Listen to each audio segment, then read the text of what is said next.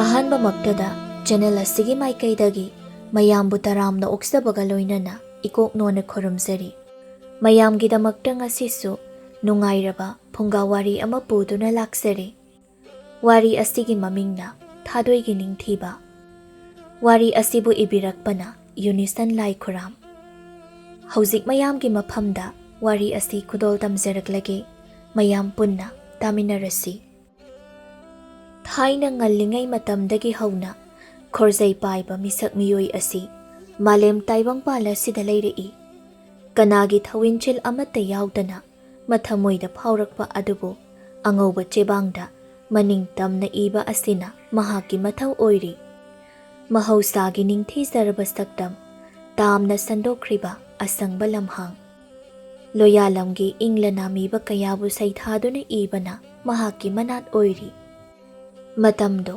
ꯆꯥꯎꯔꯕ ꯂꯩꯕꯥꯛ ꯑꯃꯗ ꯃꯇꯤꯛ ꯃꯊꯧꯅꯥ ꯂꯩꯕ ꯅꯤꯡꯊꯧ ꯑꯃꯅ ꯉꯥꯛꯇꯨꯅ ꯄꯥꯟꯗꯨꯅ ꯂꯩꯔꯤ꯫ ꯅꯤꯡꯊꯧ ꯃꯍꯥꯛꯀꯤ ꯃꯃꯤꯡꯅ ꯆꯥꯏꯔꯣꯡꯕ ꯍꯥꯏꯅ ꯀꯧꯔꯝꯃꯤ꯫ ꯅꯤꯡꯊꯧ ꯆꯥꯏꯔꯣꯡꯕꯒꯤ ꯑꯃꯠꯇ ꯄꯣꯛꯆꯕꯤ ꯃꯆꯥꯅꯨꯄꯤ ꯑꯃ ꯂꯩꯔꯝꯃꯤ꯫ ꯃꯃꯤꯡꯅ ꯊꯥꯗꯣꯏ ꯍꯥꯏꯅ ꯀꯧꯔꯝꯃꯤ꯫ ꯊꯥꯗꯣꯏ ꯁꯛꯇ ꯆꯨꯗ ꯋꯥꯠꯇꯕꯤ ꯅꯨꯄꯤꯅꯤ꯫ ꯋꯥꯈꯜꯒꯤ ꯀꯜꯄꯅꯥꯅ ꯌꯣꯝꯂꯕ ꯃꯤꯁꯛ ꯑꯃꯅ ꯊꯥꯗꯣꯏ ꯃꯍꯥꯛꯀꯤ ꯐꯖꯕꯕꯨ ꯌꯦꯡꯗꯨꯅ ꯁꯩꯊꯥꯕ ꯃꯇꯝꯗ ꯁꯩꯊꯥꯕꯇꯅ ꯋꯥꯠꯍꯧꯔꯒꯅꯤ꯫ ꯆꯥꯎꯔꯕ ꯂꯩꯕꯥꯛ ꯑꯁꯤꯒꯤ ꯃꯅꯨꯡꯗ ꯂꯥꯏꯔꯕ ꯏꯃꯨꯡꯗ ꯄꯣꯛꯄ ꯅꯤꯡꯊꯤꯕ ꯀꯧꯕ ꯅꯨꯄꯥ ꯑꯃ ꯂꯩꯔꯝꯃꯤ꯫ ꯃꯃꯥꯒ ꯃꯍꯥꯛ ꯈꯛꯇꯒ ꯌꯨꯝ ꯑꯗꯨꯗ ꯂꯩꯔꯝꯃꯤ꯫ ꯅꯣꯡꯃꯒꯤ ꯅꯨꯃꯤꯠꯅꯤ꯫ ꯌꯨꯝꯒꯤ ꯃꯅꯤꯡ ꯊꯪꯕꯗ ꯍꯧꯔꯤꯕ ꯋꯥꯄꯜ ꯃꯔꯛ ꯑꯗꯨꯗ ꯅꯤꯡꯊꯤꯕ ꯇꯨꯃꯤꯟꯅ ꯎꯪꯗꯨꯅ ꯐꯝꯂꯝꯃꯤ꯫ ꯇꯣꯝꯕꯤꯅ ꯃꯆꯥꯅ ꯐꯝꯂꯤꯕ ꯑꯗꯨꯕꯨ ꯎꯔꯗꯨꯅ ꯃꯆꯥꯒꯤ ꯃꯅꯥꯛ ꯇꯝꯅ ꯆꯪꯁꯤꯜꯂꯤ꯫ ꯑꯗꯨꯒ ꯑꯁꯨꯝꯅ ꯍꯥꯏꯔꯝꯃꯤ, "ꯍꯣ ꯁꯅꯥ ꯏꯕꯨꯡꯉꯣ, ꯐꯝꯕꯗ ꯋꯥꯔꯝꯂꯒꯅꯤ, ꯅꯅꯥꯏꯅ ꯆꯥꯛ ꯂꯣꯏꯖꯔꯦ, ꯑꯃꯨꯛꯇ ꯍꯟꯕꯤꯔꯛꯈꯣꯗꯣ." ꯅꯤꯡꯊꯤꯕꯅ, "ꯀꯩꯅꯣ ꯗꯩꯃ, ꯀꯔꯤ ꯋꯥꯉꯥꯡꯅꯣꯗꯨꯕꯣ? ꯑꯩꯈꯣꯏ ꯁꯅꯥ ꯏꯕꯨꯡꯉꯣꯗꯤ ꯀꯕꯤꯅꯤꯗꯣ, ꯑꯗꯨꯁꯨ ꯋꯥꯔꯛꯀꯤ ꯀꯕꯤ꯫ ꯀꯕꯤ ꯑꯣꯏꯕ ꯏꯆꯥ ꯑꯃ ꯄꯣꯛꯂꯨꯕꯅ ꯑꯩ ꯉꯁꯤꯗꯤ ꯅꯨꯡꯉꯥꯏꯔꯦ, ꯌꯥꯝꯅ ꯅꯨꯡꯉꯥꯏꯔꯦ ꯍꯥꯏꯔꯤꯕꯁꯤꯅꯤ꯫ ꯑꯗꯨꯅꯅꯦ ꯏꯆꯥꯕꯨ ꯑꯩꯅ ꯅꯈꯣꯏ ꯀꯕꯤꯒꯤ ꯂꯣꯟꯗ ꯋꯥꯉꯥꯡ ꯉꯥꯡꯗꯨꯅ ꯀꯧꯔꯤꯕꯁꯤ." ꯅꯤꯡꯊꯤꯕꯅ, "ꯑꯗꯣ ꯆꯨꯝꯅ ꯆꯥꯛ ꯂꯣꯏꯔꯤ, ꯆꯥꯔꯨꯔꯁꯤ ꯍꯥꯏꯔꯒ ꯌꯥꯕꯗꯨꯕꯨ." "ꯍꯣ ꯈꯪꯗ꯭ꯔꯦ ꯑꯩꯁꯨ, ꯊꯑꯣꯏꯅ ꯀꯧꯔꯨꯔꯦ, ꯋꯥꯈꯜ ꯈꯟꯕꯁꯦ ꯂꯣꯏꯅ ꯊꯨꯒꯥꯏꯔꯦ꯫ ꯆꯪꯂꯛꯀꯅꯨ ꯑꯃꯨꯛ ꯍꯥꯏꯕꯤ, ꯅꯪꯒꯤ ꯌꯀꯥ ꯌꯦꯡꯗꯨꯅ ꯆꯠꯄꯗ ꯑꯋꯥꯕ ꯑꯃꯕꯨ ꯑꯣꯏꯔꯦꯗ ꯑꯩꯗꯤ." "ꯏꯃꯥ, ꯅꯆꯥ ꯑꯩꯅ ꯇꯧꯖꯔꯤꯕ ꯊꯕꯛ ꯑꯁꯤꯗ ꯅꯪꯅ ꯑꯁꯨꯛ ꯌꯥꯝꯅ ꯄꯥꯝꯕꯤꯗ꯭ꯔꯤꯕ ꯑꯁꯤꯕꯨ ꯀꯔꯤꯒꯤꯅꯣ? ꯋꯥꯍꯩ ꯈꯨꯗꯤꯡ ꯀꯣꯆꯤ ꯀꯣꯠꯄ ꯋꯥꯍꯩ ꯉꯥꯛꯇ."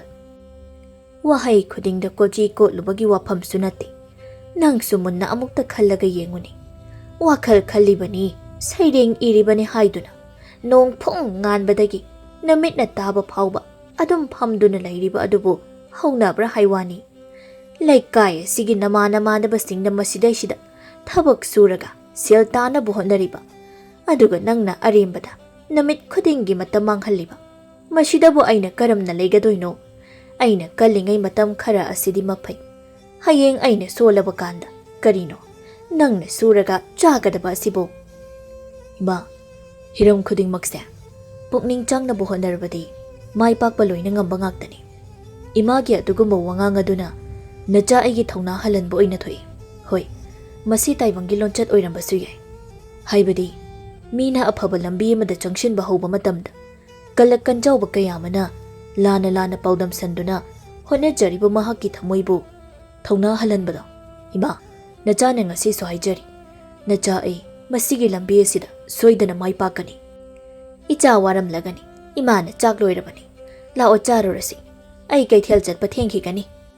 ꯅꯤꯡꯊꯤꯕꯅ ꯑꯆꯤꯛꯄ ꯃꯐꯝꯗ ꯐꯝꯗꯨꯅ ꯋꯥꯈꯜ ꯀꯌꯥ ꯀꯌꯥ ꯁꯥꯒꯠꯂꯤ꯫ ꯃꯍꯥꯛꯅ ꯁꯥꯒꯠꯂꯤꯕꯁꯤꯡ ꯑꯗꯨꯕꯨ ꯄꯔꯦꯡ ꯅꯥꯏꯅ ꯑꯃꯨꯛ ꯈꯣꯔꯖꯩꯒꯤ ꯃꯇꯦꯡꯅ ꯆꯦꯕꯥꯡꯗ ꯏꯔꯝꯃꯤ꯫ ꯅꯤꯡꯊꯤꯕ ꯃꯍꯥꯛꯀꯤ ꯃꯅꯥꯀꯣꯡ ꯑꯅꯤꯅꯁꯨ ꯂꯩꯕꯥꯛ ꯑꯗꯨꯒꯤ ꯑꯃꯠꯇ ꯄꯣꯛꯆꯕꯤ ꯃꯆꯥꯏꯕꯤ ꯃꯗꯨ ꯌꯥꯝꯅ ꯐꯖꯩ ꯐꯖꯩ ꯍꯥꯏꯅ ꯍꯥꯏꯅꯕꯗꯨ ꯇꯥꯈ꯭ꯔꯦ꯫ ꯑꯗꯨꯕꯨ ꯍꯧꯖꯤꯛ ꯐꯥꯎꯕ ꯃꯍꯥꯛꯅꯗꯤ ꯑꯃꯨꯛꯇ ꯎꯈꯤꯗ꯭ꯔꯤ꯫ ꯐꯖꯩ ꯍꯥꯏꯅꯔꯤꯕ ꯁꯛꯇꯝ ꯑꯗꯨꯕꯨ ꯋꯥꯈꯜꯒꯤ ꯀꯜꯄꯅꯥꯅ ꯂꯥꯛꯁꯤꯟꯗꯨꯅ ꯃꯍꯥꯛꯀꯤ ꯃꯔꯝꯗ ꯁꯩꯔꯦꯡ ꯃꯇꯦꯛ ꯑꯃ ꯑꯁꯨꯝꯅ ꯏꯔꯝꯃꯤ꯫ "ꯏꯉꯥꯒꯤ ꯊꯥꯅꯤꯜ ꯅꯪꯁꯨ ꯂꯩꯆꯤꯜꯂꯛꯇ ꯀꯦꯀꯨ ꯂꯣꯠꯄ꯭ꯔꯥ?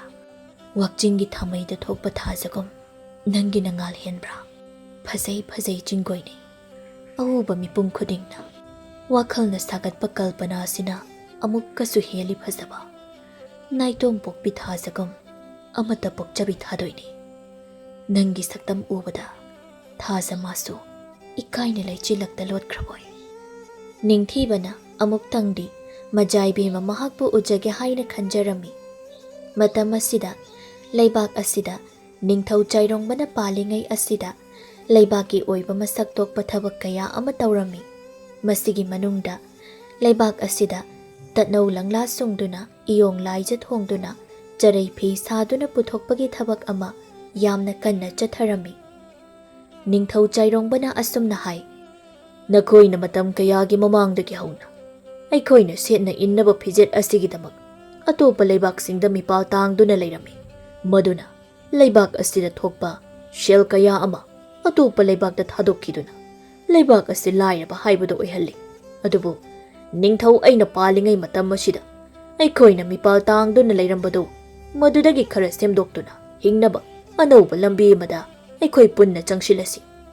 Handak aina paikhaliba phi puthokpagi thawong asigidamak chana chanaba mafamsingda aina thabak pigani.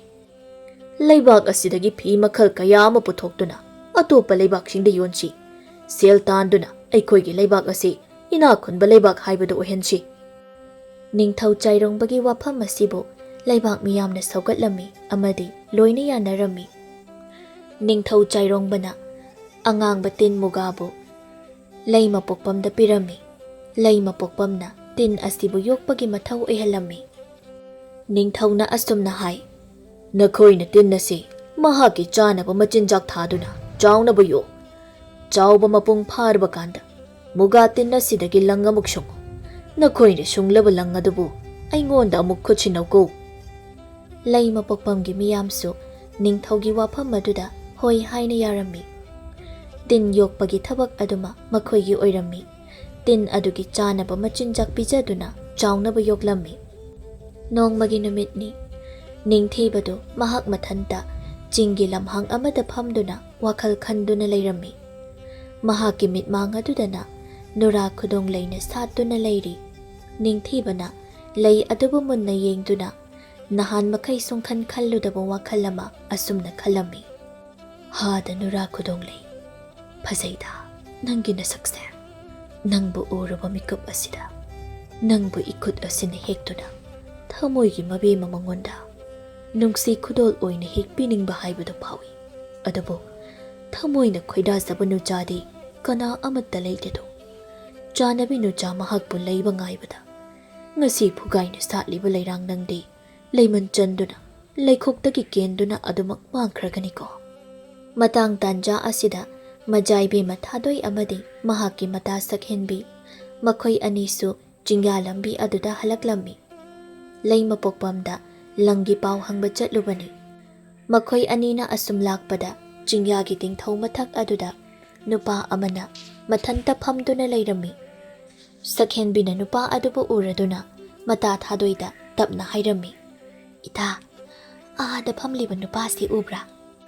Hoi uye asibu kaidaurage asigi nupa se kabini masak matausu yamna phajabani sangsilaga wari sarusi mahaki wakaldagi itagi phajaba pumbabu saithahansi.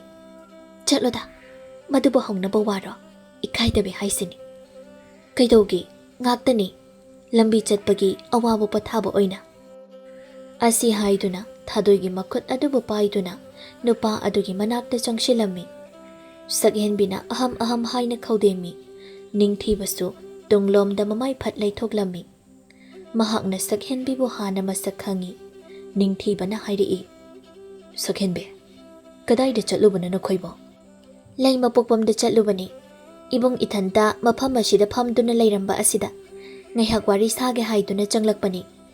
Aiga leiminariba asina itani ningthau chairongbagi amata pokchabi thadoi. Thadoini haina hairakpa aduda ningthibadi wakhalda ngakchanaba ama phaukhirami. Majaibe ma thadoi haiba aidi mamangda amukta ukidri ngasidi uba phangjari. Leibak miyam pumbana majaibe magi masakpu phajai phajai haina hainabadudi unthoknasu phajarami. Thadoina ibongna pangtha hek thagatpiri Ibungbu mafam asida nadom nathanta kaidauramlibano? Shum wakalamba kalambanida.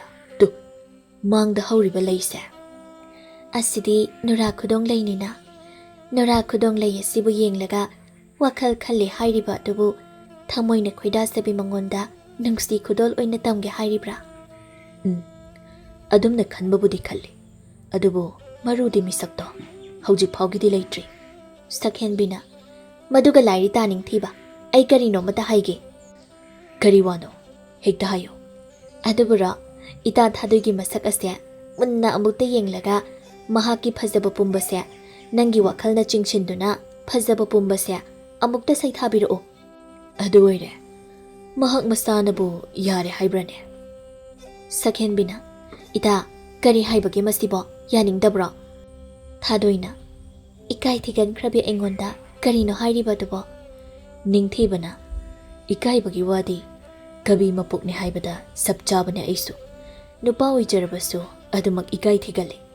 Sakhenbina adu oiragana ita Thadoi nangna namito chetne hek oisilo aduga ta Ningthiba nangna itabu munna yenglo. Adu oirabadi mitka chanadrabanina karisu ikai ningai oidredana. Sakhenbina namdana thau adubu panghalli. Thadoi mamittu chetna oishinduna laikhri. Ningthibana Thadoigi phajakraba saktam adubu munna yengjarami. Pok ngaidage asumna nuja oibi kana amattada asigumba mityeng yengkhidribani. Munna yengluba mityeng aduna thamoigi thanung yaushinkhiduna thamoi maro lonba haibadu oirami. Mikup amagi matungni Ningthibana hairi. Sakhenbe ai phajana wakhal khalaga chebang amada iraklage. Iba loiraba kanda piraklage. Hoi ado itagi thamoina soharaunaba karigumba wafam amatade hairamodana. Haidoksingaidana aina ngasaidagi thamoibu ngauhanba nungshiraba manam lei haiduna khongol lirubada majaibi Thadoigi choida samlang asidagi oiramle. Mahagi sambrai managi chinghi manamse onthokna sumanam nungshikre. Sakhenbina khumlai chinghi samba langbadi ita khakta natte aisuni. Adu oirabasu thamoi nungda yaukiba manamgi mayai adudi majaibi magina maheli. Thadoina ayaisen chaitengotna hainam dainam churaba mayan kaya amana punna haptuna phutlaba chinghini. Madugi manamni aisu nungsi adudi ta Ningthiba aikhoi amuk chatlukige. Asi hairaga makhoi ani chatkirami. Ningthibana majaibe mahakpu munna yengduna machilda solhawi. Phasai onthokna phasai ingna changkholiko majaibe mana haki saktamse. Nangbu uruba mikupta amukta phawkhidriba ihulama aigi thamoida phawrakle. Ningthibana nongmanini aduda majaibe mahaki phajaba adugi matangda karam haina saithasigi haina wakhal kaya ama khalami. Nongma numit amani Ningthibadu laikhaigi maput chaurelgi manakta chatlami. Chaurenasi matam amada maichau oiramba misak amani. Ningthibana chaurelgi manakta chattuna wakhal lausing kaya ama tanchinjabani. Ningthibana Ipo nasu lakjariye. Isu lakledana handak marak asida isu se napugi ta toina lakhidarene. Ipo aise handakti thabak khra chinba. Lao sida phamu ipoga wari sasi. Chaurenga Ningthibagana halake. Chaurenga Ningthibaga makhoi anido punna phamduna wari sanarami. Chaurena asumna hairi. Aina tauge haina khalliba thabak aduda mai punana pukning changna taurabadi karigi mai pakloi. Aduna isu nangna tauriba thabak aduda phajjana tauko wakhal langphai khanba yadi. Aina thaje nangase aphawba mi bas hoidana oirakane haiba. Ipo nasu aidi ipogi haina khongthang tungin jabani. Ipo khoigi matamdadi maichau haiba se leirami. Aduba haujikti muchilakpagum tauriba sibo. Maichau haiba lai haktaktagi leiraklaba aduba haujikti leibabu kaya uraktre. Masigi maramdi taibang mi khudingmakna nungaiba pami. Nungaiba lambi loina thinaki. Nungaina bu honaba sida chaningba thakningba maning tawi.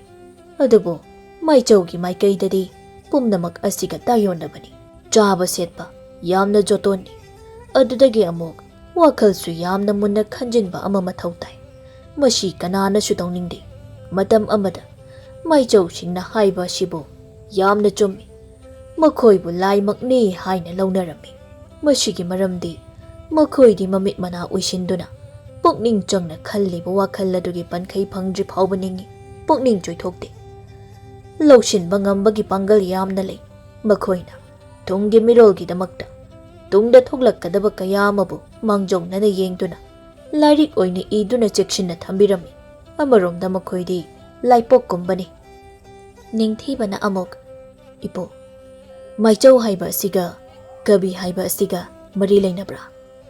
ꯑꯅꯤꯃꯛ ꯈꯨꯠꯇ ꯈꯣꯔꯖꯩ ꯄꯥꯏꯗꯨꯅ ꯋꯥꯈꯜꯗ ꯐꯥꯎꯔꯛꯄ ꯄꯨꯝꯕ ꯑꯗꯨꯕꯨ ꯏꯕ ꯉꯥꯛꯇꯅꯤ꯫ ꯑꯗꯨꯕꯨ ꯈꯦꯠꯅꯕ ꯀꯌꯥ ꯑꯃ ꯂꯩꯈ꯭ꯔꯤ꯫ ꯑꯅꯤ ꯑꯁꯤꯒꯤ ꯃꯥꯟꯅꯕ ꯍꯥꯏꯌꯨ ꯍꯥꯏꯔꯕꯗꯤ ꯀꯕꯤꯅꯁꯨ ꯋꯥꯔꯦꯡ ꯁꯩꯔꯦꯡ ꯂꯦꯡꯗꯨꯅ ꯇꯨꯡꯒꯤ ꯑꯣꯏꯕ ꯄꯥꯎꯇꯥꯛ ꯀꯌꯥ ꯑꯃꯕꯨ ꯄꯤ, ꯇꯥꯛꯏ꯫ ꯃꯥꯏꯆꯧꯒꯨꯝꯅ ꯀꯕꯤꯁꯨ ꯋꯥꯈꯜ ꯌꯥꯝꯅ ꯈꯟꯕ ꯀꯥꯡꯕꯨ ꯑꯃꯅꯤ꯫ ꯃꯥꯏꯆꯧꯅ ꯍꯧꯗꯣꯛꯂꯝꯕ ꯊꯕꯛ ꯀꯌꯥ ꯑꯃꯕꯨ ꯀꯕꯤꯅ ꯃꯈꯥ ꯑꯃꯨꯛ ꯁꯝꯊꯍꯧꯕꯅꯤ꯫ ꯑꯁꯨꯝꯅ ꯋꯥꯔꯤ ꯀꯌꯥ ꯑꯃ ꯁꯥꯟꯅꯔꯝꯃꯤ꯫ ꯁꯣꯝꯗꯅ ꯂꯩ ꯃꯄꯣꯛꯄꯝꯗ ꯃꯨꯒꯥ ꯇꯤꯟꯒꯤ ꯂꯪ ꯁꯨꯡꯂꯝꯃꯤ꯫ ꯃꯈꯣꯏꯅ ꯁꯨꯡꯂꯕ ꯂꯪ ꯑꯗꯨꯕꯨ ꯀꯣꯅꯨꯡ ꯀꯥꯗꯨꯅ ꯅꯤꯡꯊꯧꯗ ꯀꯠꯂꯝꯃꯤ꯫ ꯅꯤꯡꯊꯧ ꯆꯥꯏꯔꯣꯡꯕꯗꯤ ꯂꯪ ꯑꯗꯨꯕꯨ ꯎꯕꯗ ꯌꯥꯝꯅ ꯍꯔꯥꯎꯖꯔꯝꯃꯤ꯫ ꯑꯩ ꯌꯥꯝꯅ ꯅꯨꯡꯉꯥꯏꯔꯤ꯫ ꯅꯈꯣꯏꯅ ꯑꯁꯨꯝꯅ ꯑꯩꯒꯤ ꯋꯥ ꯇꯥꯗꯨꯅ ꯍꯣꯠꯅꯕꯤꯔꯛꯄ ꯑꯁꯤ ꯑꯩꯒꯤꯗꯤ ꯅꯨꯡꯉꯥꯏꯕ ꯍꯥꯏꯕꯗꯨ ꯑꯣꯏꯔꯦ꯫ ꯅꯈꯣꯏꯒꯤ ꯑꯋꯥꯃꯜ ꯑꯩꯅ ꯃꯇꯤꯛ ꯆꯥꯅ ꯄꯤꯒꯅꯤ꯫ ꯑꯁꯤ ꯍꯥꯏꯗꯨꯅ ꯇꯤꯟ ꯌꯣꯛꯄꯤꯕꯒꯤ, ꯇꯤꯟꯗꯒꯤ ꯂꯪ ꯁꯨꯡꯕꯤꯕꯒꯤ ꯁꯦꯜ ꯀꯌꯥ ꯄꯤꯔꯝꯃꯤ꯫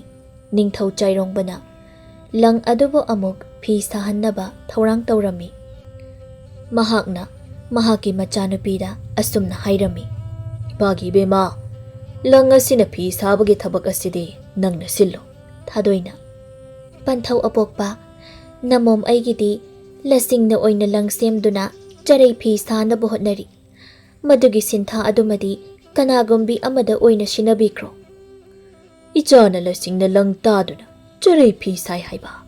ꯀꯔꯝꯅ ꯁꯥꯕꯒꯦ ꯍꯥꯏꯕꯗꯨ ꯅꯄꯥ ꯑꯩꯉꯣꯟꯗ ꯎꯠꯂꯨ, ꯑꯩ ꯌꯦꯡꯒꯦ꯫ ꯄꯟꯊꯧꯅ ꯌꯦꯡꯒꯦ ꯍꯥꯏꯅ ꯆꯤꯡꯒꯣꯏꯅꯔꯕꯅꯤꯅ ꯅꯃꯣꯝꯅ ꯆꯔꯩ ꯐꯤ ꯁꯥꯕꯒꯤ ꯊꯧꯑꯣꯡ ꯑꯗꯨꯃꯛ ꯇꯥꯟꯅꯕ ꯐꯥꯎꯕ ꯇꯧꯖꯔꯒꯦ꯫ ꯑꯁꯤ ꯍꯥꯏꯔꯒ ꯊꯥꯗꯣꯏꯅ ꯏꯍꯥꯟ ꯍꯥꯟꯅ ꯄꯣꯂꯥꯡ ꯃꯆꯥ ꯑꯃꯗ ꯂꯁꯤꯡ ꯑꯉꯧꯕꯅ ꯄꯤꯛꯆꯣꯅ ꯌꯥꯎꯔꯕ ꯑꯃ ꯄꯨꯊꯣꯔꯛꯂꯝꯃꯤ꯫ ꯂꯁꯤꯡ ꯊꯨꯃꯣꯛ ꯑꯗꯨꯅ ꯅꯥꯀꯜꯗ ꯊꯝꯂꯝꯃꯤ, ꯑꯗꯨꯒ ꯀꯞꯇ꯭ꯔꯦꯡꯅ ꯃꯥꯡꯗ ꯊꯝꯂꯝꯃꯤ꯫ ꯅꯤꯡꯗꯨ ꯌꯩꯅ ꯐꯝꯊꯔꯒ ꯂꯁꯤꯡ ꯑꯗꯨꯕꯨ ꯀꯞꯇ꯭ꯔꯦꯡ ꯑꯗꯨꯗ ꯍꯥꯞꯇꯨꯅ ꯂꯁꯤꯡ ꯃꯔꯨ ꯑꯗꯨꯕꯨ ꯇꯣꯉꯥꯟꯅ ꯈꯥꯏꯗꯣꯛꯂꯝꯃꯤ꯫ ꯂꯁꯤꯡ ꯃꯔꯨ ꯑꯗꯨꯅ ꯇꯣꯉꯥꯟꯅ ꯈꯥꯏꯗꯣꯛꯈ꯭ꯔꯕꯗ ꯂꯁꯤꯡ ꯉꯥꯛꯇ ꯇꯣꯉꯥꯟꯅ ꯅꯥꯀꯜ ꯑꯃꯗ ꯀꯥꯞꯊꯣꯛꯇꯨꯅ ꯂꯩꯔꯝꯃꯤ꯫ ꯀꯥꯞꯊꯣꯛꯂꯕ ꯂꯁꯤꯡꯁꯤꯡ ꯑꯗꯨꯕꯨ ꯃꯆꯤꯜ ꯅꯥꯏꯗꯨꯅ ꯂꯣꯡ ꯑꯃꯗ ꯍꯥꯞꯇꯨꯅ ꯂꯪ ꯃꯔꯨ ꯑꯃꯇꯪ ꯑꯣꯏꯅ ꯆꯤꯡꯊꯣꯛꯇꯨꯅ ꯁꯦꯝꯂꯝꯃꯤ꯫ ꯂꯪ ꯃꯔꯨ ꯑꯗꯨꯕꯨ ꯍꯨꯏꯇ꯭ꯔꯤꯗ ꯊꯛꯈꯥ ꯑꯅꯤ ꯂꯥꯛꯇꯨꯅ ꯌꯦꯠꯂꯝꯃꯤ꯫ ꯃꯗꯨ ꯂꯣꯏꯔꯕ ꯇꯨꯡꯗ ꯍꯨꯏꯇ꯭ꯔꯤꯗꯒꯤ ꯇꯔꯦꯡꯗ ꯂꯪ ꯑꯃꯨꯛ ꯅꯥꯏꯔꯝꯃꯤ꯫ ꯂꯪ ꯅꯥꯏꯗꯨꯅ ꯂꯪꯗꯨꯝ ꯁꯦꯝꯂꯝꯃꯤ꯫ ꯃꯗꯨꯕꯨ ꯑꯃꯨꯛ ꯇꯃꯥꯡꯗ ꯇꯧꯗꯨꯅ ꯂꯪ ꯑꯣꯏꯅ ꯃꯄꯨꯡ ꯐꯥꯅ ꯑꯃꯨꯛ ꯁꯦꯝꯂꯝꯃꯤ꯫ ꯑꯁꯨꯝꯅ ꯂꯁꯤꯡꯗꯒꯤ ꯂꯪ ꯑꯣꯏꯅ ꯄꯨꯔꯥ ꯁꯦꯝꯂꯕ ꯇꯨꯡꯗ ꯂꯪ ꯑꯗꯨꯕꯨ ꯂꯪꯂꯥ ꯇꯠꯇꯅ ꯂꯪꯆꯥꯛ ꯑꯃꯗ ꯇꯔꯦꯡ ꯇꯧꯗꯨꯅ ꯆꯥꯛꯂꯝꯃꯤ꯫ ꯆꯥꯛꯄ ꯂꯣꯏꯔꯕ ꯂꯪꯆꯥꯛ ꯑꯗꯨꯅ ꯐꯤ ꯑꯣꯏꯅ ꯑꯃꯨꯛ ꯍꯧꯔꯝꯃꯤ꯫ ꯃꯈ꯭ꯋꯥꯡꯗ ꯁꯅꯝ ꯐꯥꯗꯨꯅ ꯍꯧꯕ ꯂꯣꯏꯔꯕ ꯐꯤ ꯑꯗꯨꯕꯨ ꯏꯌꯣꯡ ꯂꯥꯏꯖꯤ ꯊꯨꯡꯂꯝꯃꯤ꯫ ꯑꯍꯥꯟꯕꯗ ꯏꯅ ꯐꯦꯜꯂꯝꯃꯤ꯫ ꯃꯗꯨꯒꯤ ꯇꯨꯡꯗ ꯂꯪꯆꯥꯛ ꯃꯆꯥ ꯑꯃꯗ ꯂꯪ ꯅꯥꯏꯔꯒ ꯃꯗꯨꯕꯨ ꯄꯥꯡꯒꯟꯗꯦ ꯃꯅꯨꯡꯗ ꯍꯥꯞꯆꯤꯜꯂꯒ ꯐꯤ ꯑꯗꯨ ꯊꯛꯈꯥ ꯑꯃꯨꯛ ꯍꯥꯏꯒꯠ ꯍꯥꯏꯗ ꯇꯧꯗꯨꯅ ꯇꯥꯏꯁꯤꯟꯅꯔꯝꯃꯤ꯫ ꯃꯈꯨꯠ ꯑꯣꯏꯅ ꯁꯨꯅꯥ ꯅꯥꯆꯩ ꯀꯥꯡꯗꯨꯅ ꯈꯨꯠ ꯌꯦꯠ ꯑꯗꯨꯅ ꯇꯦꯝ ꯄꯥꯏꯗꯨꯅ ꯍꯥꯏꯖꯤꯜꯂꯒ ꯆꯔꯩ ꯐꯤ ꯁꯥꯔꯝꯃꯤ꯫ ꯊꯥꯗꯣꯏꯅ ꯐꯤ ꯁꯥꯕ ꯑꯗꯨꯕꯨ ꯂꯣꯏꯔꯗꯨꯅ ꯐꯤ ꯀꯛꯂꯝꯃꯤ꯫ ꯀꯛꯂꯕ ꯐꯤ ꯑꯗꯨꯕꯨ ꯃꯄꯥ ꯄꯟꯊꯧ ꯅꯤꯡꯊꯧꯗ ꯀꯠꯆꯔꯝꯃꯤ꯫ ꯅꯤꯡꯊꯧ ꯆꯥꯏꯔꯣꯡꯕꯗꯤ ꯃꯆꯥꯒꯤ ꯍꯩꯁꯤꯡꯕ ꯃꯇꯧ ꯑꯗꯨꯕꯨ ꯎꯕꯗ ꯌꯥꯝꯅ ꯍꯔꯥꯎꯖꯔꯝꯃꯤ꯫ ꯏꯆꯥꯗꯤ ꯆꯔꯩ ꯐꯤ ꯁꯥꯕ ꯑꯣꯟꯊꯣꯛꯅ ꯍꯩꯔꯝꯈ꯭ꯔꯦꯗ꯫ ꯏꯆꯥꯅ ꯁꯥꯔꯤꯕ ꯐꯤ ꯑꯁꯤꯁꯨ ꯑꯣꯟꯊꯣꯛꯅ ꯐꯖꯩ꯫ ꯃꯁꯤꯃ ꯄꯟꯊꯧ ꯑꯩꯒꯤ ꯑꯣꯏꯔꯒꯦꯀꯣ꯫ ꯊꯥꯗꯣꯏꯅ, ꯄꯟꯊꯧ ꯑꯄꯣꯛꯄ, ꯂꯁꯤꯡ ꯑꯁꯤꯗꯤ ꯌꯥꯝꯅ ꯇꯥꯡꯏꯗꯣ꯫ ꯂꯁꯤꯡꯅ ꯂꯪ ꯁꯨꯡꯗꯨꯅ ꯁꯥꯕ ꯆꯔꯩ ꯐꯤꯗꯤ ꯇꯣꯏꯅ ꯍꯦꯛꯇ ꯁꯥꯕ ꯉꯝꯗꯕꯁꯨ ꯌꯥꯏ꯫ ꯑꯗꯨꯅ ꯏꯁꯝꯁꯨ ꯁꯝꯕ ꯃꯨꯒꯥ ꯇꯤꯟꯗꯒꯤ ꯁꯨꯡꯕ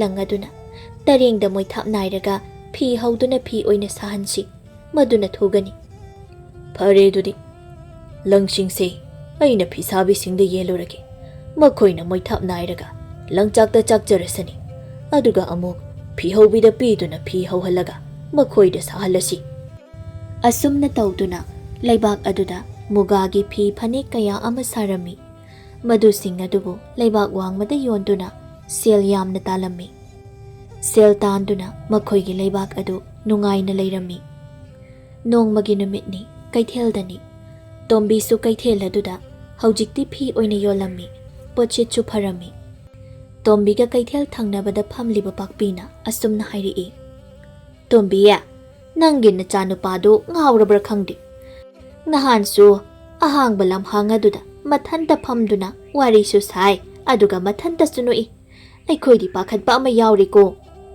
ꯏꯆꯦ, ꯑꯗꯨ ꯉꯥꯛꯇꯅꯤ ꯃꯍꯥꯛꯅ ꯇꯧꯔꯤꯕꯁꯤ꯫ ꯌꯨꯝꯗꯁꯨ ꯑꯗꯨꯝ ꯇꯧꯗꯨꯅ ꯂꯩꯔꯕꯅꯤ꯫ ꯅꯠꯇꯦ, ꯅꯪꯕꯨ ꯃꯥꯏꯕ ꯃꯥꯏꯕꯤ ꯑꯃꯠꯇ ꯌꯦꯡꯗ꯭ꯔꯕ꯭ꯔꯥ ꯍꯥꯏꯕ? ꯀꯣꯏꯁꯤꯟꯗ꯭ꯔꯤꯉꯩꯗ ꯊꯨꯅ ꯌꯦꯡꯖꯍꯧꯀꯣ꯫ ꯃꯥꯒꯤ ꯂꯩꯅꯥ ꯑꯁꯤꯗꯤ ꯑꯃꯥꯏꯕ ꯑꯃꯥꯏꯕꯤꯅꯒ ꯌꯦꯡꯕꯗ ꯐꯒꯗꯕ ꯂꯩꯅꯥ ꯅꯠꯇꯦꯗ꯫ ꯑꯦ, ꯑꯗꯨꯗꯤ ꯀꯔꯤ ꯂꯩꯅꯥꯅꯣ? ꯌꯥꯝꯅ ꯂꯨꯕ ꯂꯩꯅꯥ ꯃꯥꯜꯂꯤ꯫ ꯍꯣꯏ, ꯏꯆꯥꯗꯣ ꯀꯕꯤ ꯑꯣꯏꯔꯤꯌꯦ, ꯋꯥꯔꯦꯡ ꯁꯩꯔꯦꯡ ꯏꯔꯤꯅꯦ ꯍꯥꯏꯗꯨꯅ ꯃꯈꯨꯠꯇ ꯈꯣꯔꯖꯩ ꯑꯃꯒ ꯆꯦꯕꯥꯡ ꯑꯃꯒ ꯑꯗꯨꯝ ꯄꯥꯏꯗꯨꯅ ꯂꯩꯈ꯭ꯔꯒꯅꯤ꯫ ꯀꯧꯔꯨ ꯉꯥꯡꯂꯨꯕꯒ ꯌꯥꯕ ꯅꯠꯇꯦ ꯑꯃꯨꯛ ꯇꯣꯏꯕ꯫ ꯃꯍꯥꯛꯀꯤ ꯀꯜꯄꯅꯥ ꯊꯨꯒꯥꯏꯔꯦ ꯍꯥꯏꯗꯨꯅ ꯑꯆꯤꯛꯄ ꯃꯐꯝꯁꯤꯡꯗ ꯆꯠꯇꯨꯅ ꯋꯥꯈꯜ ꯈꯜꯂꯤꯕꯅꯤ ꯍꯥꯏꯗꯨꯅ ꯑꯃꯨꯛ ꯇꯣꯏꯕ꯫ ꯄꯥꯛꯄꯤꯅ, ꯍꯧꯖꯤꯛꯀꯤ ꯃꯇꯝ ꯑꯁꯤꯗ ꯃꯍꯥꯛꯅ ꯇꯧꯔꯤꯕ ꯑꯗꯨꯅ ꯀꯔꯤꯕꯨ ꯀꯥꯟꯅꯗꯧꯔꯤꯕꯒꯦ? ꯃꯤ ꯈꯨꯗꯤꯡꯃꯛꯅ ꯊꯕꯛ ꯁꯨꯗꯨꯅ ꯁꯦꯜ ꯇꯥꯟꯅꯔꯕ ꯃꯇꯝ ꯑꯁꯤꯗ ꯑꯣꯟꯊꯣꯛꯅ ꯋꯥꯈꯜ ꯌꯥꯎꯃꯟꯗꯦꯀꯣ꯫ ꯑꯩꯁꯨ ꯃꯗꯨꯒꯤ ꯊꯕꯛ ꯑꯗꯨ ꯇꯧꯅꯣ ꯍꯥꯏꯅ ꯀꯌꯥꯔꯛ ꯍꯟꯅ ꯍꯥꯏꯕꯅꯤ, ꯑꯗꯨꯕꯨ ꯃꯍꯥꯛꯅ ꯇꯣꯛꯎ ꯍꯥꯏꯕ ꯌꯥꯕ ꯀꯧꯕ ꯂꯩꯇꯦ꯫ ꯉꯔꯥꯡꯗꯤꯅꯦ, ꯃꯍꯥꯛꯅ ꯀꯔꯤꯒꯨꯝꯕ ꯆꯦꯕꯥꯡꯗ ꯌꯦꯡꯗꯨꯅ ꯍꯟꯖꯤꯟ ꯍꯟꯖꯤꯟ ꯄꯥꯗꯨꯅ ꯂꯩꯌꯦ꯫ ꯃꯗꯨꯗ ꯑꯩꯅ ꯀꯔꯤꯅꯣ ꯃꯍꯥꯛꯅ ꯄꯥꯔꯤꯕꯁꯦꯅ ꯇꯥꯔꯨꯕ ꯀꯥꯟꯗꯗꯤ ꯂꯩꯕꯥꯛ ꯑꯁꯤꯒꯤ ꯅꯤꯡꯊꯧꯒꯤ ꯑꯃꯠꯇ ꯄꯣꯛꯆꯕꯤ ꯃꯖꯥꯏꯕꯤ ꯃꯗꯨꯒꯤ ꯃꯔꯝꯗ ꯁꯩꯊꯥꯗꯨꯅ ꯏꯔꯤꯕ ꯃꯥꯜꯂꯤ꯫ ꯑꯉꯥꯎꯕ ꯑꯃꯒꯨꯝ ꯃꯗꯨꯇ ꯄꯥꯗꯨꯅ ꯂꯩꯈ꯭ꯔꯦ꯫ ꯏꯁ, ꯃꯍꯥꯛꯀꯤ ꯂꯩꯅꯥꯗꯨꯗꯤ ꯌꯥꯝꯅ ꯍꯦꯟꯖꯤꯟꯈ꯭ꯔꯕꯣꯏꯔꯦ꯫ ꯃꯊꯪꯒꯤ ꯅꯨꯃꯤꯠꯅꯤ꯫ ꯁꯛꯍꯦꯟꯕꯤꯗꯨ ꯃꯇꯥ ꯊꯥꯗꯣꯏꯒꯤ ꯃꯅꯥꯛꯇ ꯂꯥꯛꯂꯝꯃꯤ꯫ ꯅꯤꯡꯉꯣꯜ ꯀꯥ ꯑꯗꯨꯗ ꯊꯥꯗꯣꯏꯅ ꯎꯡꯗꯨꯅ ꯐꯝꯗꯨꯅ ꯂꯩꯔꯤꯕꯗꯨ ꯎꯕꯗ ꯁꯛꯍꯦꯟꯕꯤꯅ ꯈꯪꯍꯜꯂꯤ, ꯑꯗꯨꯒ ꯍꯥꯏꯔꯛꯏ, ꯇꯥ ꯅꯤꯡꯊꯤꯕꯒꯤ ꯋꯥꯈꯜ ꯈꯜꯂꯤꯕ꯭ꯔꯣ ꯏꯇꯥ? ꯆꯠꯊꯣꯛꯑꯣꯗ, ꯅꯪꯅ ꯂꯥꯛꯄꯕꯨ ꯀꯔꯤ ꯂꯩꯕꯒꯦ? ꯄꯥꯎ ꯅꯨꯡꯉꯥꯏꯕ ꯑꯃ ꯄꯨꯗꯨꯅ ꯂꯥꯛꯂꯤꯕꯅꯦ꯫ ꯑꯦ, ꯀꯔꯤ ꯅꯨꯡꯉꯥꯏꯕ ꯄꯥꯎꯅꯣ? ꯇꯥ ꯅꯤꯡꯊꯤꯕꯒꯤ ꯋꯥꯅꯤꯗ꯫ ꯃꯥꯅ ꯀꯔꯤ ꯍꯥꯏꯔꯛꯏꯅꯣ ꯍꯥꯏꯕ? ꯁꯤ ꯍꯥꯏꯔꯣ꯫ ꯏꯁ, ꯉꯥꯏꯉꯝꯗꯕꯤꯒ ꯇꯧꯔꯗꯅ, ꯑꯗꯨꯒꯁꯨ ꯃꯍꯥꯛꯀꯤ ꯋꯥꯈꯜ ꯈꯟꯗꯕ ꯁꯥꯏ꯫ ꯋꯥꯆꯣꯏ ꯉꯥꯡꯂꯒꯅꯨ꯫ ꯁꯤ ꯀꯔꯤꯅꯣ ꯃꯍꯥꯛꯀꯤ ꯄꯥꯎ ꯍꯥꯏꯕꯕꯣ? ꯍꯣ, ꯃꯥꯅꯅꯦ ꯀꯔꯤꯅꯣꯃ ꯄꯤꯔꯛꯄ꯫ ꯀꯔꯤꯅꯣ ꯄꯤꯔꯛꯂꯤꯕꯕꯣ? ꯅꯪꯕꯨ ꯁꯩꯊꯥꯔꯣꯜ ꯁꯩꯔꯦꯡꯅꯤꯗꯅ꯫ ꯁꯤ ꯆꯦꯕꯥꯡꯁꯤ ꯁꯤꯗ ꯂꯩꯔꯤ, ꯅꯪ ꯄꯥꯖꯍꯧꯔꯣ꯫ ꯑꯩꯗꯤ ꯊꯕꯛ ꯂꯩꯍꯧꯔꯤ, ꯁꯤ ꯄꯤꯒꯦ ꯍꯥꯏꯗꯨꯅ ꯂꯥꯛꯄꯅꯤ꯫ ꯑꯩ ꯆꯠꯂꯦꯀꯣ꯫ ꯑꯁꯤ ꯍꯥꯏꯔꯒ ꯁꯛꯍꯦꯟꯕꯤ ꯆꯠꯈꯤꯔꯝꯃꯤ꯫ ꯊꯥꯗꯣꯏ ꯃꯃꯤꯠ ꯑꯗꯨꯅ ꯃꯈꯨꯠꯇ ꯄꯥꯏꯔꯤꯕ ꯆꯦꯕꯥꯡ ꯑꯉꯧꯕ ꯑꯗꯨꯕꯨ ꯌꯦꯡꯂꯤ꯫ ꯑꯩꯕꯨ ꯁꯩꯊꯥꯗꯨꯅ ꯏꯕ ꯍꯥꯏꯕ? ꯀꯔꯝꯅꯕꯨ ꯏꯔꯤꯕꯅꯣ? ꯍꯦꯛꯇ ꯌꯦꯡꯂꯒꯦ꯫ ꯑꯁꯤ ꯈꯟꯗꯨꯅ ꯆꯦꯕꯥꯡ ꯑꯗꯨꯕꯨ ꯐꯥꯛꯇꯣꯛꯇꯨꯅ ꯌꯦꯡꯂꯝꯃꯤ꯫ ꯆꯦꯕꯥꯡ ꯑꯗꯨꯗ ꯑꯁꯨꯝꯅ ꯏꯔꯝꯃꯤ, ꯃꯆꯥꯏꯕꯦꯝꯃꯒꯤ ꯁꯛꯇꯝꯗꯤ ꯂꯥꯏꯔꯩꯕꯥꯛꯀꯤ ꯈꯨꯠꯍꯩꯕ ꯂꯥꯏ ꯃꯍꯥꯛꯅ ꯌꯦꯛꯇꯨꯅ ꯁꯦꯝꯂꯛꯂꯕꯒ ꯄꯥꯡꯈꯛꯅꯤ꯫ ꯑꯎꯕ ꯃꯤꯁꯤꯡꯅ ꯅꯪꯕꯨ ꯎꯔꯨꯕ ꯃꯇꯝꯗ ꯃꯤꯠꯐꯝ ꯍꯣꯡꯅꯤꯡꯂꯣꯏ꯫ ꯑꯗꯨꯛ ꯐꯖꯕ ꯁꯛꯇꯝꯗꯤ ꯑꯩꯃꯛꯅꯁꯨ ꯑꯃꯨꯛꯇ ꯎꯈꯤꯗ꯭ꯔꯤ꯫ ꯅꯪꯒꯤ ꯐꯖꯕꯗ ꯁꯩꯊꯥꯕ ꯁꯩꯊꯥꯔꯣꯜꯁꯦ ꯂꯠꯅꯗꯅ ꯄꯥꯕꯤꯌꯨꯀꯣ꯫ ꯂꯝ ꯌꯧꯕꯤ ꯄꯨꯂꯩ ꯀꯨꯆꯨꯅꯤ, ꯆꯤꯡꯍꯤ ꯃꯅꯝꯅ ꯅꯝꯍꯠꯂꯕ ꯁꯝꯂꯥꯡꯅꯤ, ꯀꯣꯏꯗꯥꯅꯕꯤ ꯁꯛꯇꯝꯅꯤ, ꯊꯥꯖꯒꯨꯝ ꯇꯔꯪ ꯃꯤꯁꯅꯥꯅꯤ, ꯊꯝꯕꯥꯜ ꯂꯩꯔꯤꯛꯀꯨꯝ ꯆꯤꯝꯕꯥꯂꯀꯥ ꯑꯅꯤꯅ ꯅꯣꯛꯐꯦꯠ ꯇꯝꯕꯗꯤ ꯆꯨꯝꯊꯥꯡꯅ ꯏꯊꯛ ꯏꯄꯣꯝ ꯍꯧꯕꯒꯨꯝꯕꯅꯤ꯫ ꯊꯣꯠꯇ ꯊꯣꯠꯄꯤ ꯇꯅꯧ ꯇꯅꯧꯔꯕꯤ ꯊꯧꯗꯟ ꯃꯥꯟꯕꯤ ꯈꯨꯠꯁꯥꯅꯤ, ꯇꯨꯡꯗꯝ ꯇꯥꯕ ꯉꯛꯁꯝꯅ ꯉꯔꯥꯛꯄꯤꯅꯤ, ꯕꯨꯝꯕꯨꯝ ꯇꯥꯕ ꯄꯥꯝꯕꯣꯝꯅ ꯊꯝꯕꯧ ꯍꯤꯔꯥꯅꯤ, ꯈ꯭ꯋꯥꯡꯗꯅ ꯂꯥꯡꯕꯜ ꯎꯆꯤꯅꯤ, ꯈꯨꯕꯣꯝ ꯇꯣꯡꯁꯥ ꯑꯅꯤꯅ ꯋꯥꯛꯆꯤꯡ ꯊꯥꯗ ꯆꯤꯊꯍꯧꯕ ꯒꯨꯂꯥꯞꯅꯤ, ꯇꯔꯪ ꯅꯣꯡꯃꯗꯣꯜ ꯊꯛꯇ ꯄꯥꯏꯔꯤꯕ ꯏꯉꯥꯒꯤ ꯂꯝ ꯌꯧꯔꯕ ꯂꯩꯐꯣꯟ ꯃꯆꯨꯒꯤ ꯅꯣꯡꯖꯥꯕꯤꯅ ꯂꯩꯇꯦꯡꯂꯕ ꯁꯪꯁꯥꯔꯒꯨꯝꯅ ꯈꯣꯡꯗꯒꯤ ꯇꯣꯟ ꯐꯥꯎ ꯁꯨꯃꯠ ꯌꯥꯏꯅ ꯂꯩꯇꯦꯡ ꯂꯩꯕꯤ ꯃꯆꯥꯏꯕꯤꯃꯅꯤ꯫ ꯑꯗꯨꯒ ꯑꯔꯣꯏꯕ ꯁꯔꯨꯛꯀꯤ ꯃꯇꯥꯏ ꯑꯃꯗꯅ ꯑꯁꯨꯝꯅ ꯏꯔꯝꯃꯤ: ꯅꯥꯏꯇꯣꯝ ꯁꯥꯠꯄꯤ ꯊꯝꯕꯥꯜꯅꯤ, ꯈꯣꯏꯃꯨ ꯑꯩꯅꯁꯨ ꯈꯣꯏꯗꯥꯖꯕ, ꯏꯌꯥꯏꯊꯛꯇ ꯁꯥꯠꯈꯤꯕꯅ ꯏꯈꯨꯠꯆꯤꯅ ꯍꯦꯛꯄ ꯐꯪꯂꯔꯣꯏꯗꯔꯥ ꯃꯤꯄꯥꯏꯖꯩ, ꯑꯗꯨꯕꯨ ꯅꯤꯡꯉꯣꯜ ꯋꯥꯍꯩ ꯑꯃꯅꯗꯤ ꯍꯦꯛꯄ ꯁꯣꯏꯗꯅ ꯉꯝꯒꯅꯤ꯫ ꯄꯥꯎꯈꯨꯝꯗꯨꯃ ꯉꯥꯏꯖꯔꯤ, ꯁꯣꯏꯗꯅꯁꯨ ꯄꯤꯕꯤꯔꯛꯀꯅꯤ ꯈꯟꯖꯩ꯫ ꯋꯥꯅ ꯉꯥꯏꯖꯔꯤ ꯈꯣꯏꯃꯨ ꯑꯩ, ꯅꯨꯡꯁꯤ ꯏꯈꯧ ꯂꯥꯡꯗꯨꯅ꯫ ꯁꯦꯕꯥꯡꯒꯤ ꯃꯔꯣꯜꯁꯤꯡ ꯑꯗꯨꯕꯨ ꯄꯥꯔꯨꯕꯗ ꯊꯥꯗꯣꯏꯗꯤ ꯃꯁꯥ ꯄꯨꯝꯕꯗꯣ ꯀꯔꯤꯅꯣꯃ ꯇꯧꯈ꯭ꯔꯦ꯫ ꯈꯨꯗꯛ ꯑꯗꯨꯗ ꯁꯤꯡꯉꯦ ꯂꯩꯔꯥꯡ ꯑꯩꯕꯨ ꯅꯈꯨꯠꯃꯛꯅ ꯍꯦꯛꯄꯤꯔꯣ ꯍꯥꯏꯅ ꯍꯥꯏꯅꯤꯡꯂꯤ꯫ ꯑꯁꯨꯝꯅ ꯅꯣꯡꯃ ꯅꯣꯡꯃ ꯍꯧꯖꯤꯟꯈꯤꯕꯅ ꯅꯤꯡꯊꯤꯕꯒ ꯊꯥꯗꯣꯏꯒ ꯃꯈꯣꯏ ꯑꯅꯤ ꯅꯨꯡꯁꯤꯅꯔꯝꯃꯤ꯫ ꯆꯦꯠꯅ ꯄꯨꯟꯈ꯭ꯔꯕ ꯂꯤꯄꯨꯟ ꯑꯃꯒꯨꯝ ꯄꯨꯟꯁꯤꯒꯤ ꯇꯠꯅ ꯊꯥꯅꯔꯔꯣꯏꯁꯤ ꯍꯥꯏꯅ ꯋꯥꯁꯛꯅꯈꯤꯔꯝꯃꯤ꯫ ꯅꯣꯡꯃꯒꯤ ꯅꯨꯃꯤꯠꯅꯤ꯫ ꯅꯨꯃꯤꯗꯥꯡ ꯋꯥꯏꯔꯝꯒꯤ ꯃꯝꯁꯤꯜꯂꯛꯄ ꯃꯇꯝ ꯑꯗꯨꯗ ꯊꯥꯗꯣꯏ ꯑꯃꯗꯤ ꯁꯛꯍꯦꯟꯕꯤꯅ ꯃꯥꯡ ꯊꯥꯔꯒ ꯇꯨꯡꯗꯅ ꯅꯤꯡꯊꯤꯕꯗꯨ ꯏꯟꯅꯗꯨꯅ ꯀꯣꯅꯨꯡ ꯇꯝꯅ ꯂꯥꯛꯂꯝꯃꯤ꯫ ꯊꯥꯗꯣꯏꯅ ꯅꯤꯡꯊꯤꯕꯒꯤ ꯃꯐꯝꯗ ꯀꯔꯤꯒꯨꯝꯕ ꯄꯣꯠꯁꯛ ꯑꯃ ꯈꯨꯗꯣꯜ ꯇꯝꯒꯦ ꯍꯥꯏꯗꯨꯅ ꯀꯣꯅꯨꯡꯗ ꯂꯣꯟꯅ ꯄꯨꯔꯛꯂꯤꯕꯅꯤ꯫ ꯊꯥꯗꯣꯏꯅ ꯁꯛꯍꯦꯟꯕꯤꯗ ꯑꯁꯨꯝꯅ ꯍꯥꯏ: ꯏꯇꯥ ꯁꯛꯍꯦꯟꯕꯤ, ꯀꯣꯅꯨꯡ ꯊꯣꯡꯖꯥꯎꯗ ꯊꯣꯉꯥꯛꯄꯁꯤꯡ ꯑꯁꯤꯅ ꯃꯝꯁꯤꯜꯂꯛꯄ ꯃꯇꯝ ꯑꯣꯏꯕꯒꯤ ꯃꯩꯅꯝ ꯂꯣꯏꯅ ꯆꯨꯈꯠꯅꯗꯨꯅ ꯂꯩꯔꯤ꯫ ꯃꯩꯅꯝ ꯑꯁꯤꯅ ꯊꯥꯟꯗꯨꯅ ꯂꯩꯔꯕꯗꯤ ꯇꯥ ꯅꯤꯡꯊꯤꯕꯕꯨ ꯑꯩꯒꯤ ꯏꯌꯣꯡꯁꯪꯗ ꯄꯨꯁꯤꯟꯕ ꯌꯥꯔꯣꯏꯗꯧꯔꯤ, ꯀꯝꯗꯧꯁꯤꯒꯦ? ꯁꯛꯍꯦꯟꯕꯤꯅ ꯋꯥꯈꯜ ꯇꯧꯗꯨꯅ ꯈꯨꯝꯂꯛꯏ: ꯏꯇꯥ, ꯁꯨꯝꯗꯧꯔꯁꯤ, ꯇꯥ ꯅꯤꯡꯊꯤꯕꯁꯦ ꯉꯥꯏꯍꯥꯛ ꯆꯦꯛꯄꯜ ꯃꯔꯨꯝ ꯑꯁꯤꯗ ꯂꯨꯝꯖꯔꯁꯅꯤ꯫ ꯊꯣꯉꯥꯛꯄꯁꯤꯡ ꯑꯁꯤꯒꯤ ꯃꯅꯥꯛꯇ ꯑꯩ ꯍꯦꯛꯇ ꯆꯪꯁꯤꯜꯂꯒꯦ, ꯑꯗꯨꯒ ꯃꯆꯥꯏꯕꯦꯝꯃ ꯊꯥꯗꯣꯏꯁꯦ ꯂꯝꯕꯤ ꯂꯝꯁꯥꯡ ꯆꯠꯂꯨꯕꯒꯤ ꯃꯁꯥꯁꯤ ꯍꯨꯃꯥꯡꯅ ꯄꯨꯝꯆꯣꯠ ꯆꯣꯠꯂꯦ꯫ ꯂꯩꯔꯤꯕ ꯏꯀꯣꯟ ꯄꯨꯈ꯭ꯔꯤ ꯑꯁꯤꯗ ꯂꯥꯏꯖ ꯁꯥꯗꯦꯡꯒꯦ ꯍꯥꯏꯔꯤ, ꯑꯗꯨꯅ ꯃꯩꯅꯝꯁꯤꯡ ꯑꯁꯤ ꯉꯥꯏꯍꯥꯛꯇꯪ ꯃꯨꯠꯊꯠꯄꯤꯌꯨ ꯍꯥꯏꯅ ꯍꯥꯏꯔꯒꯦ꯫ ꯁꯨꯃꯥꯏꯅ ꯍꯦꯛꯇ ꯍꯥꯏꯔꯒꯦ꯫ ꯍꯜꯂꯒꯦ꯫ ꯑꯗꯨꯅ ꯃꯩꯅꯝꯁꯤꯡꯁꯤ ꯉꯥꯏꯍꯥꯛꯇꯪ ꯃꯨꯠꯊꯠꯄꯤꯌꯨ ꯍꯥꯏꯅ ꯍꯥꯏꯔꯤ, ꯁꯨꯃꯥꯏꯅ ꯍꯦꯛꯇ ꯍꯥꯏꯔꯒꯦ꯫ ꯏꯇꯥ, ꯃꯗꯨꯅ ꯐꯔꯒꯅꯤ, ꯅꯪꯅ ꯍꯦꯛꯇ ꯊꯧꯁꯤꯜꯂꯣ꯫ ꯁꯛꯍꯦꯟꯕꯤꯅ ꯊꯣꯉꯥꯛꯄꯁꯤꯡ ꯑꯁꯤꯒꯤ ꯃꯅꯥꯛꯇ ꯆꯪꯗꯨꯅ ꯋꯥꯐꯝ ꯑꯗꯨꯃꯛ ꯍꯥꯏꯔꯝꯃꯤ꯫ ꯊꯣꯉꯥꯛꯄꯁꯤꯡ ꯑꯗꯨꯁꯨ ꯃꯖꯥꯏꯕꯦꯝꯃꯒꯤ ꯌꯥꯊꯪ ꯑꯣꯏꯕꯅ ꯊꯥꯂꯝꯕ ꯃꯩꯅꯝ ꯄꯨꯝꯅꯃꯛꯇꯣ ꯂꯣꯏꯅ ꯃꯨꯠꯊꯠꯈꯤꯔꯝꯃꯤ꯫ ꯃꯇꯥꯡ ꯇꯥꯟꯖꯥ ꯑꯗꯨ ꯐꯪꯂꯕꯗ ꯊꯥꯗꯣꯏꯅ ꯅꯤꯡꯊꯤꯕꯕꯨ ꯂꯣꯟꯅ ꯀꯣꯅꯨꯡ ꯃꯅꯨꯡ ꯑꯗꯨꯗ ꯄꯨꯁꯤꯜꯂꯝꯃꯤ, ꯑꯗꯨꯒ ꯃꯍꯥꯛꯀꯤ ꯏꯌꯣꯡꯁꯪ ꯑꯗꯨꯗ ꯊꯝꯂꯝꯃꯤ꯫ ꯁꯛꯍꯦꯟꯕꯤꯅ ꯃꯖꯥꯏꯕꯦꯝꯃ ꯊꯥꯗꯣꯏ ꯁꯥꯗꯨꯅ ꯄꯨꯈ꯭ꯔꯤ ꯃꯄꯥꯜ ꯑꯗꯨꯗ ꯖꯝ ꯖꯝ ꯆꯥꯏꯊꯗꯨꯅ ꯂꯥꯏꯖ ꯁꯥꯗꯦꯡꯂꯤ꯫ ꯏꯔꯨ ꯂꯨꯕ ꯂꯣꯏꯈ꯭ꯔꯕꯗ ꯊꯣꯉꯥꯛꯄꯁꯤꯡ ꯑꯗꯨꯅ ꯑꯃꯨꯛ ꯃꯩꯅꯝ ꯊꯥꯟꯒꯠꯄ ꯍꯧꯔꯝꯃꯤ꯫ ꯏꯌꯣꯡꯁꯪꯗꯅꯤ ꯊꯥꯗꯣꯏꯅ ꯇꯔꯥꯃꯊꯦꯜ ꯑꯍꯥꯎꯕ ꯀꯌꯥ ꯑꯃ ꯂꯥꯡꯗꯨꯅ ꯅꯤꯡꯊꯤꯕꯗ ꯄꯤꯖꯔꯝꯃꯤ꯫ ꯃꯁꯤꯒꯤ ꯃꯇꯨꯡꯗꯅꯤ ꯇꯥꯏꯕꯪ ꯈꯨꯗꯤꯡꯃꯛꯅ ꯇꯨꯝꯅ ꯍꯤꯞꯅꯈ꯭ꯔꯕ ꯃꯇꯝꯅꯤ꯫ ꯊꯥꯗꯣꯏꯅ ꯃꯈ꯭ꯋꯥꯡꯗ ꯁꯅꯝ ꯐꯥꯗꯨꯅ ꯐꯤ ꯁꯥꯔꯤ, ꯃꯍꯥꯛꯀꯤ ꯃꯅꯥꯛꯇꯅ ꯅꯤꯡꯊꯤꯕꯅ ꯐꯝꯂꯤ꯫ ꯇꯥꯟꯖꯥ ꯑꯗꯨꯗ ꯁꯛꯍꯦꯟꯕꯤꯅ ꯆꯪꯂꯛꯇꯨꯅ ꯑꯁꯨꯝꯅ ꯍꯥꯏꯔꯛꯏ: ꯏꯇꯥ, ꯅꯇꯥ ꯑꯩꯗꯤ ꯇꯨꯝꯅꯤꯡꯕꯅꯁꯨ ꯌꯥꯗ꯭ꯔꯤ, ꯇꯨꯝꯃꯨꯔꯒꯦꯀꯣ, ꯅꯈꯣꯏ ꯑꯅꯤꯁꯨ ꯄꯣꯊꯥꯅꯕ ꯇꯧꯔꯣ꯫ ꯑꯁꯤ ꯍꯥꯏꯔꯒ ꯁꯛꯍꯦꯟꯕꯤꯗꯤ ꯇꯨꯝꯕ ꯆꯪꯈꯤꯔꯝꯃꯤ꯫ ꯊꯥꯗꯣꯏꯅ: ꯏꯕꯨꯡꯕꯨ ꯇꯨꯝꯅꯤꯡꯂꯤꯕ꯭ꯔꯅꯦ? ꯇꯨꯝꯅꯤꯡꯗꯦꯗ, ꯉꯁꯤ ꯅꯣꯡꯃꯇꯪ ꯇꯥꯡꯅ ꯐꯪꯖꯕ ꯃꯤꯀꯨꯞ ꯑꯁꯤꯗ ꯀꯔꯤꯒꯤ ꯑꯩꯅ ꯑꯃꯨꯛ ꯇꯨꯝꯂꯨꯒꯗꯣꯏꯅꯣ?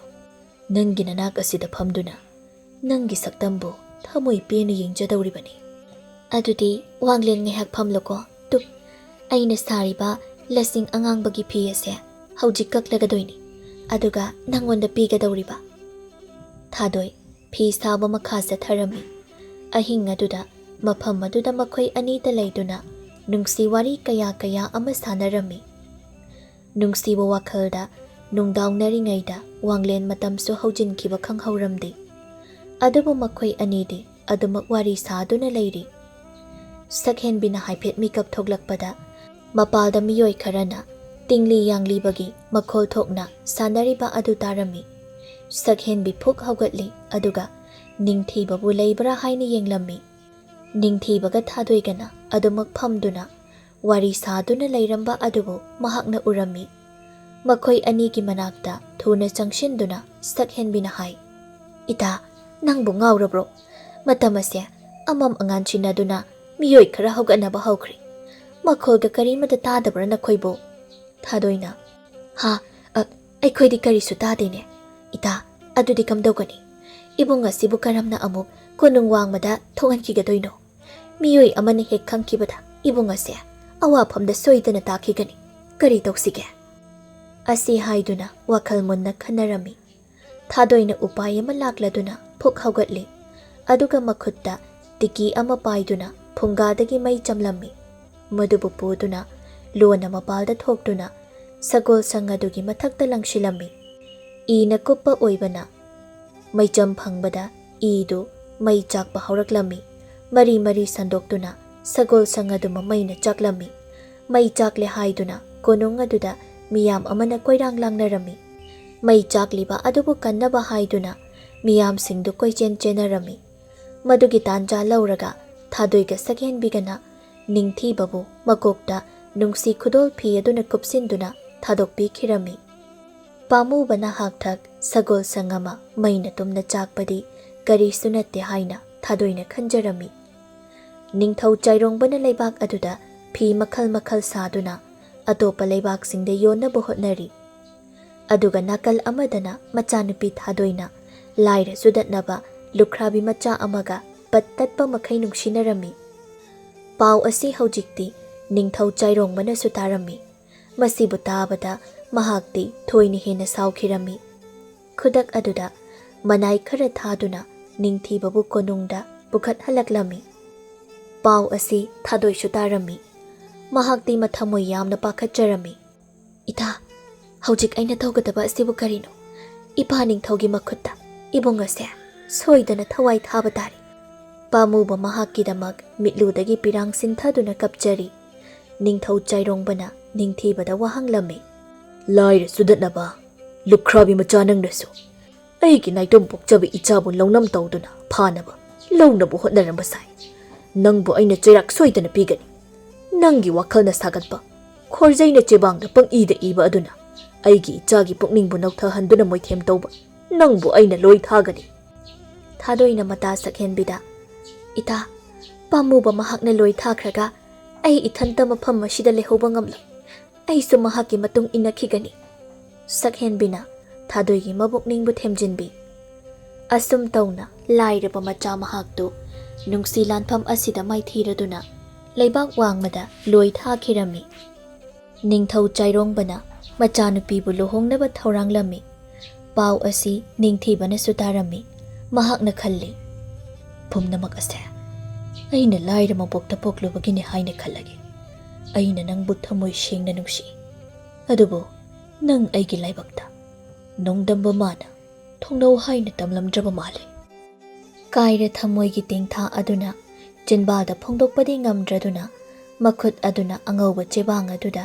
mayek lana isillari matamgi khonglei tung inna thadoigi mabuk ningsu onduna lamlanba kana amagi ngaksamda kundo paring huktuna luhongkhirami thabum kharagi matungni miyamna wafam mama ninphum ngangna saknaba hauраklami haujiki matam asida yamna tangba maichawama thangnaba leibak asida leire mahaktu waring sairing iba mine suhai mahakna iba pumbado loina phajai pabada mittagi pitai haine masakto amuktangdi uningkhreda nupamana aisu adumna paudu daine mamingbu kari kawi haibage magi maming adubu ningthiba haibu oira male madugi nupadudi aikhoigi iningthawasina loi thakhiba misak adunina mamai thangda pawasi ningthau chairongbagi mafamdasu yaurami ningthibana mapu chaurelgi wafam tung inna mafam aduda leiduna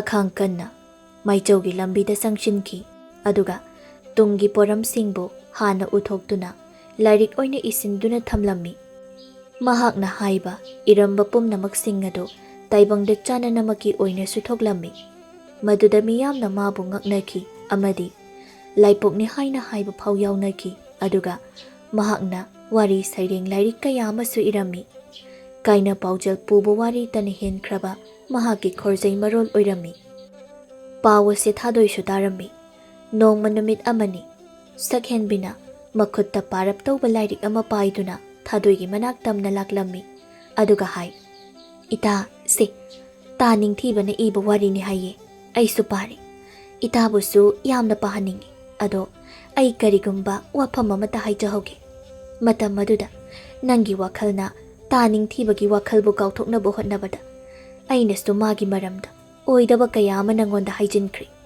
मदुगी नंग अइंगोंदा साउगनुको अइ अमुक चटलगे सखेनबी चटख्री मदुगी मतुंगदा थादोइना मखुत्ता पाइरिबा lyric अदुबु फाक्तोक्तुना पाबा हौरमी अहानबा वहाई परेंग अदुबु हेक पारुबा मतमदा महाकी पुंसीगी नुंगसी सैहौ अदुबु खंगनिंग निंगसिंगलई सिंगी लंबी अमदा इहान हाना सखंगनखिबदो मदुबु निंगसिंगलुरगा मित्तगी piece सिंथरकलमी महाक खंगली lyric असी महाक अमदी मखोई अनिगी मरमदा इबा lyric अमने हाइदुना अदुबु लाइरि इना खुनबगी मित्येंगदा नुंगसी पंथुंग यौबा ngamkhidabani haina pumnamak nongdamba mahaki kumhaini haina khandoklammi लाइरिक अदुके अरोइबा चेबांगी अरोइबा सरुक्तना असुमना इरम्मी वाक्चिंग थादा चिथाउबा गुलाबथो लैयोल फना कंगबा तारबसु तिंखंग महाकी थौबदी मयाई हंट्री ngasiso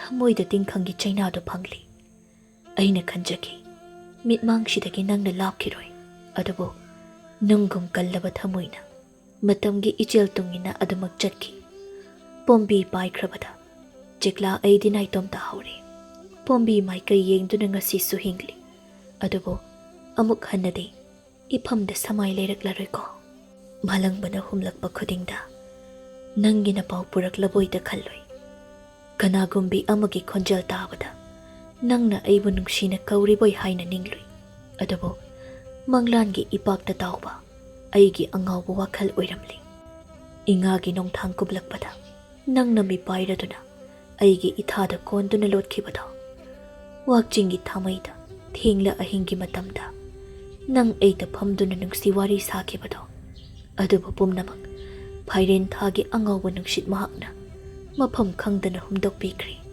leihawriba haibabo ningsingba asidamak ngaihawre wakhalna sagat kadaba kalpana pumbado chananamakki iphamda thoklari gabi aigi thamoidi lainagum thotpani wakjingi nonglum liklana laina aingonda thenglakpada nangna aibu ningsingduna mitludagi pirang sinthaduna kaplibani haina khanjarage ningthiba mahaki punsido amuk hanna lebak aduda hankhide mafam aduda laining lambida changduna maichau amadi kabi oiduna lemhawriba punsi adu khailai khirami